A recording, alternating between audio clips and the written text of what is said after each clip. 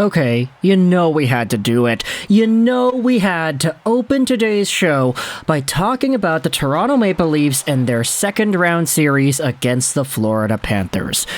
Because man, we've seen ourselves some hockey games here, and after 2 games in the series, the Maple Leafs are down 2-0. It's a result that a lot of people would have been surprised to have seen if you told all the Maple Leafs fans after they defeated Tampa Bay, okay, second round, you're playing the Panthers, not the Bruins, the Panthers, yeah. The best team the NHL has ever seen in the regular season. They're going to lose in Game 7, and Toronto, you've got yourselves the victors in that matchup. Y'all are going to be down 2-0. And I think now, taking a look at how the Maple Leafs lost Game 1 and Game 2, it's a lot more demoralizing as a fan when you acknowledge all the patterns and the trolling and the conversations that have started up because of this. Now, right away, I just wanted to say, after the Leafs lost Game 1, you saw a lot of people sort of saying, oh, you know, this is what they do. The Maple Leafs lost this game because it's the 7th game they've played in the playoffs, and they always lose Game 7s, and it's okay. Ha ha ha, that's funny. You know the Toronto Maple Leafs are going to bounce back. They're going to have themselves a Game 2 at home, most likely, where they get their mojo back and they hopefully get back on track, right?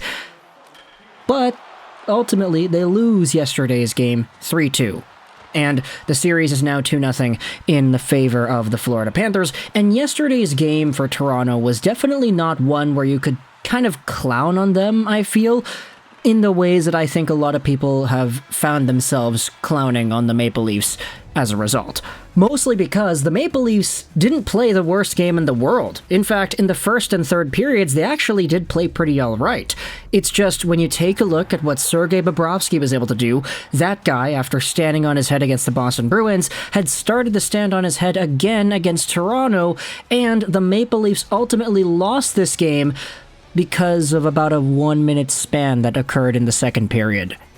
And it was not a good one either. The Maple Leafs were up 2-0 to start out this game. They looked crazy good, opening up everything. You've got the Kerfoot goal, you got the O'Reilly goal, just the possession, the swagger, the cycling, the shots on goals, the rebounds, the passes, Mitch Marner finding O'Reilly cross-crease. The Maple Leafs had the Panthers' number, and they were beating Bobrovsky in the ways you expect them to be able to. However, Paul Maurice doing his thing. After the Florida Panthers score a goal at the end of the first, it was actually a beautiful Pogues goal assisted by Sam Reinhart to Anton Lundell. But yeah, second period starts out, it's 2-1 Toronto, and then you have the Barkov goal. Oh man, not a good look there. The Panthers kind of get a rush, and it's Anthony Duclair who drops it over for Barkov, who just kind of throws it on goal, and it beats Samsonov. Okay, bad goal. It's whatever.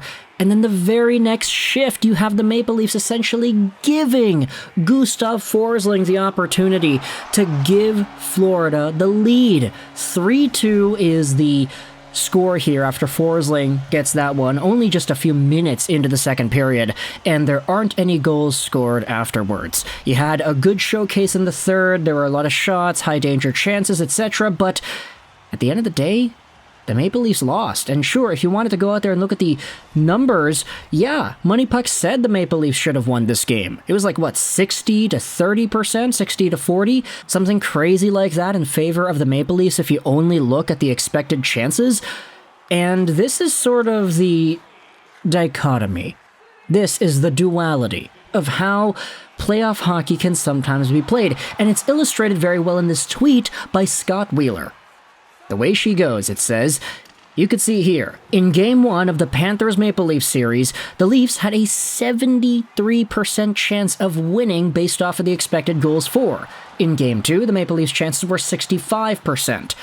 This is kind of funny because if you look at last series, Toronto versus Tampa, Tampa had a few games themselves where they probably had the better chances and therefore should have won, but Toronto ends up winning instead. Tampa has a 71% chance to win in this game, and in the next one it was a 76% chance. It's kind of funny how hockey is sometimes played this way, where you could acknowledge all the chances and the shots and the saves, the goalies are standing up tall and they're doing their thing, but sometimes it's just like, yeah, the right team lost. Straight up. Ilya Samsonov stole some games against the Lightning. Andrei Vasilevsky wasn't great. Bobrovsky, he's been stealing games here for the Florida Panthers, and quite frankly, Ilya Samsonov does not give a darn. I was gonna use a different word, but yeah, not appropriate for YouTube algorithm, isn't it? And sometimes this just happens. You get goalied. It does happen in hockey once in a while. However, for the Maple Leafs, it's just kind of interesting how this is the first time in almost 2 decades that they've made the second round, and this is the impression they're leaving right away on the score sheet. Down 2-0 in the series, not looking all too great in terms of their opportunities or chances to come back and win, because 2-0 is a pretty good lead. I don't know what the stat is, how often 2-0 teams end up winning or losing their series, but there are some other things that have been brought to the attention of fans as well. Look at this tweet from Nick D'Souza. This had 58,000 views. I'm not usually one to comment on things like this, but the body language of Matthews, Marner, Tavares, and Nylander has not been good enough. This is the type of stuff that drove the narrative they worked so hard to shake off last season. The truth is, the Toronto Maple Leafs have outplayed the Florida Panthers and will/should probably still win this game. Yeah, they didn't. But this isn't the same thing as the Tampa Bay series, where the effort was high, but Tampa was just dictating play. A lot of this versus Florida is just mistakes and lack of an effort off the puck. And we saw that. For a good chunk of these goals, you saw the laziness in the second period, you saw the lackadaisical play overall. It was just not great.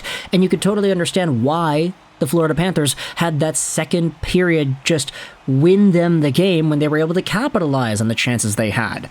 Add all to this the body language. You're seeing the guys look kind of, dare I say, defeated when things don't go their way. You can see the heads shaking, you can see the guys getting all frustrated and everything, and that's not a bad thing per se, but at the same time, you gotta go out there and play like you're winners. You gotta play like you're a winning championship caliber team, because the Toronto Maple Leafs, with all things considered, they should be in that conversation already. Then you had yourselves, of course, the goaltending matchup. Ilya Samsonov, we'd already talked about him, but he has been, for the most part, really alright in this playoff run, and I say really alright and not amazing because yesterday's game sort of was not the best game that he could have had. But on the other side, you've got Bobrovsky. We've already talked about him because he's not only the guy that stole the 2023 Bruins series, but he also stole the 2019 Tampa Bay series. He has been at the helm of defeating these record-setting teams. Here's a tweet from Ryan Hanna of the Wing Wheel Pod. Sergei Bobrovsky is the definition of goalies are voodoo. Multiple Vezinas, $70 million contract, loses his job to second and third stringer goalies. Then he randomly comes back and lights it up in the playoffs.